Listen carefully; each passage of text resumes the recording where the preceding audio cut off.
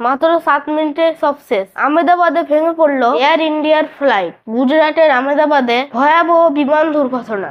242 জন যাত্রী নিয়ে ভেঙে পড়লো Air India Boeing 787 dreamliner. আহমেদাবাদের মেঘানী লোকালয়ে একটা কনস্ট্রাকশন বিল্ডিং ও ডাক্তারদের হোস্টেল ধাক্কা মারে বিমানটি। দুর্ঘটনাগ্রস্ত ফ্লাইটের নাম্বার AI-171। ফ্লাইটটি আহমেদাবাদ থেকে লন্ডন যাচ্ছিল। টেকঅফের পরে প্লেন ক্র্যাশ হয়ে একটি ডাক্তারদের হোস্টেলে ভেঙে পড়ে বিমানটি।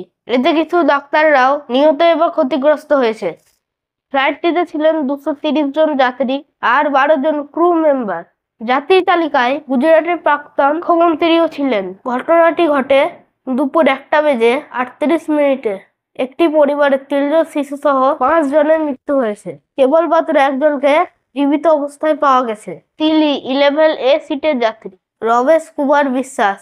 যারা মারা গেছে তাদের প্রত্যেককে টাটা গ্রুপের তরফ থেকে 1 কোটি টাকা ক্ষতিপূরণ দেওয়ার কথা ঘোষণা করেছে আর বিল্ডিংটাও তৈরি করে দেবে বলেছে।